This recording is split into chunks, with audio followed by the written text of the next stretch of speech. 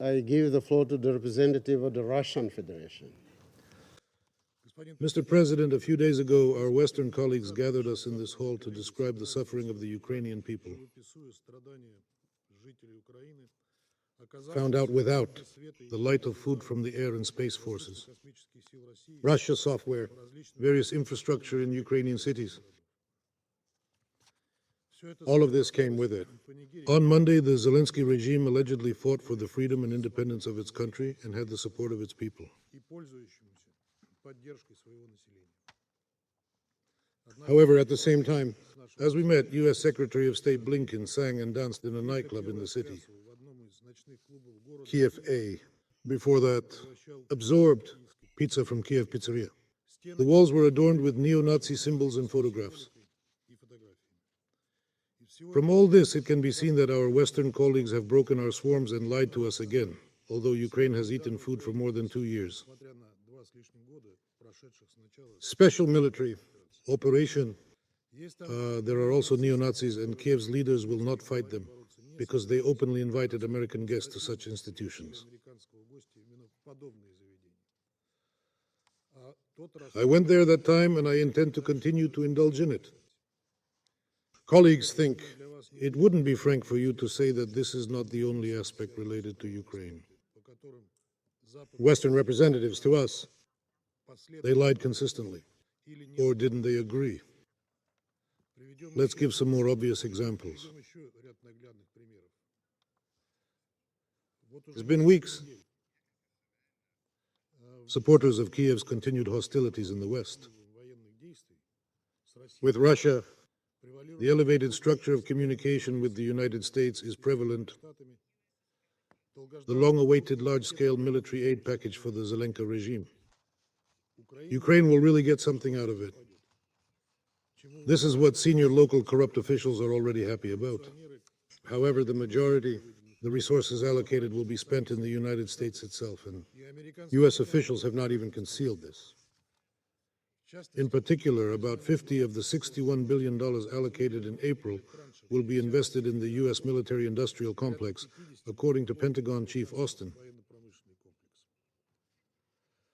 To this statement, it is worth adding another touch, which he has kept silent. The largest companies, weapons manufacturers, Artex, Lockheed Martin, and General Dynamics, a few weeks before deciding to allocate a military aid package to make money.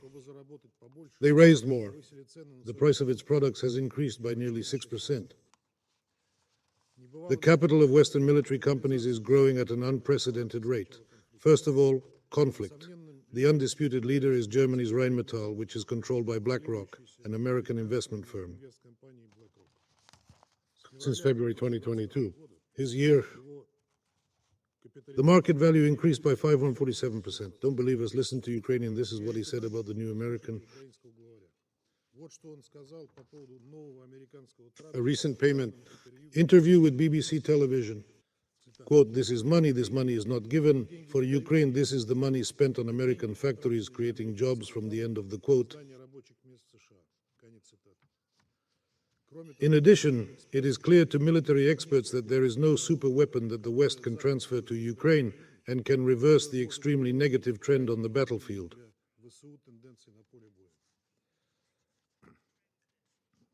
Until recently, Western Russophobes praised the transfer of long-range EMS attack missiles by the Americans, which are now being shot down by dozens of Russian air defense systems.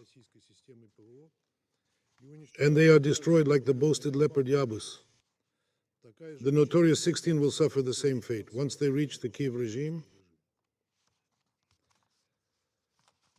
in this context, the Zelensky clique of NATO sponsors has periodically lost their nerves because NATO countries have systematically violated their international legal obligations by supplying weapons to Ukraine, provided by the treaty to which they are parties. This is what the International Arms Trade Treaty requires state exporters objectively assess the risk of using the supplied materials, weapons, violation of MGP standard, and it is forbidden to transmit it if there is reliable information about the recipient's intention to use it to attack civilian objects. As you know, these crimes were committed by the Bandera junta. Belgorod, Donbass, and other parts of Russia are regularly shelled. The West has not only shown the miracle of selectively blindness in such cases, but has also openly allowed attacks on Russian targets. This has affected the mood of Western voters who, in Washington, London, and Brussels, are trying to blame Russia's harmful influence on pubs.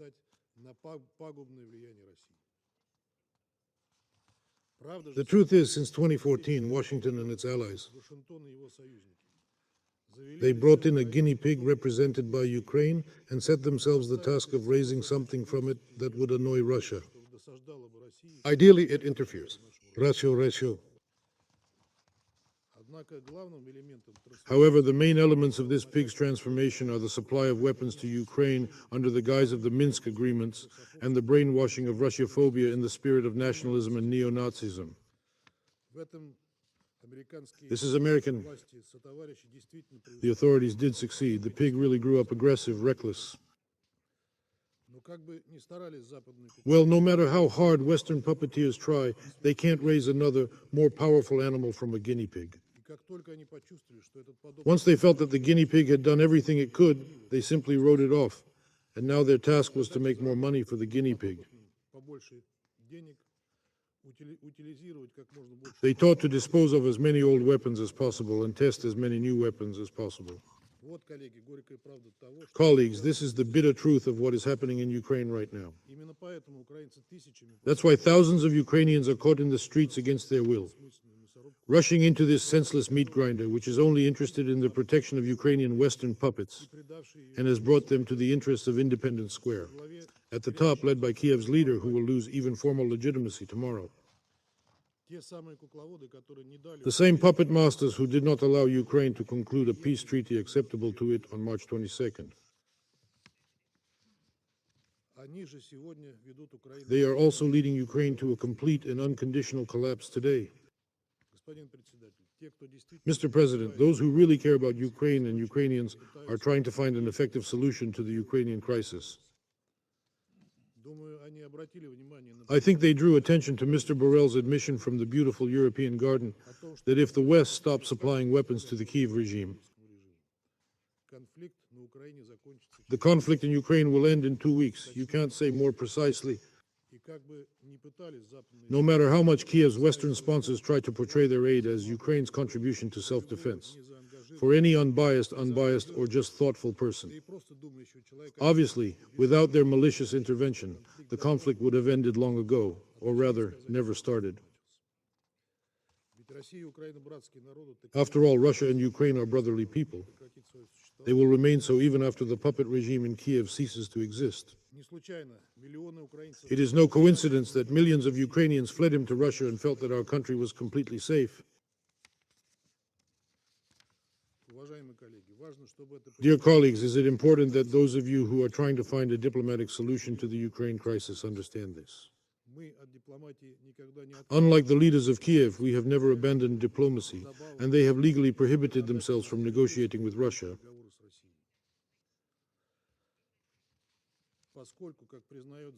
Because, as the Western Ukrainian media have admitted, today is his last day of legal power under his own constitution.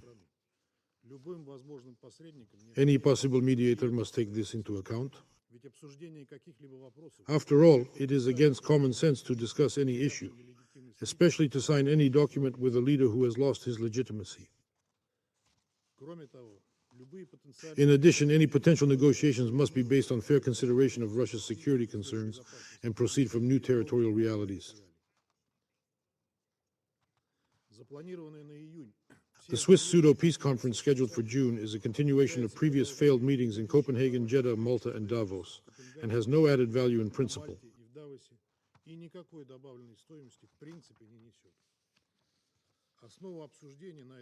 The basis for discussion at this meeting will be the so-called peace formula, Zelensky formula. Representatives of the Kiev regime confirmed this to all of us during last week's Security Council meeting. Kiev's leaders have made no secret that the main task of the meeting is to formulate ultimatums that are divorced from reality, and they will then try to impose them on our country. Of course, all these efforts will be in vain. Now, the West is actively inviting countries in the global South to participate in these gatherings, showing that their participation is full support for Kiev. We will certainly hear similar calls today. Don't make a mistake. The event sponsor's onion plan is to offer guests a supposedly non-confrontational agenda with a particular focus on issues, nuclear food security, freedom, navigation, prisoner and prisoner swaps, and the return of children.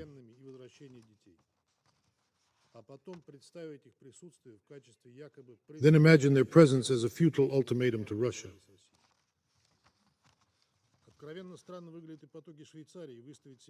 Frankly, Switzerland's attempts to portray itself as a neutral mediator seem strange.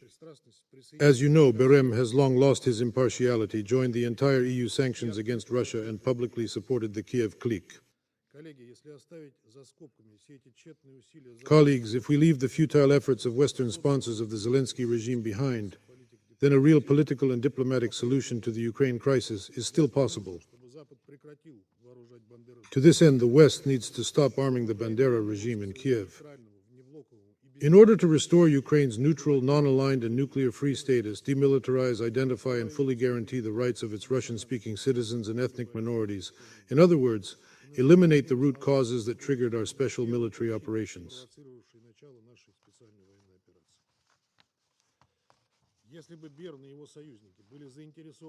If Bern's allies were interested in finding a peaceful solution to the conflict, they would propose these issues for discussion at the meeting.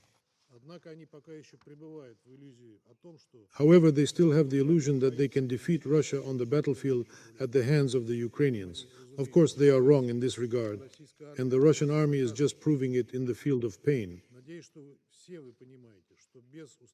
I hope you all understand that lasting peace cannot be ensured without addressing the root causes of the conflict in Ukraine.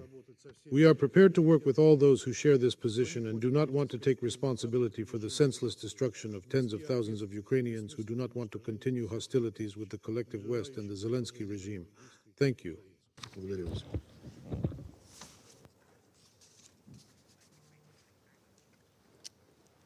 I thank the representative of the Russian Federation for their important statement.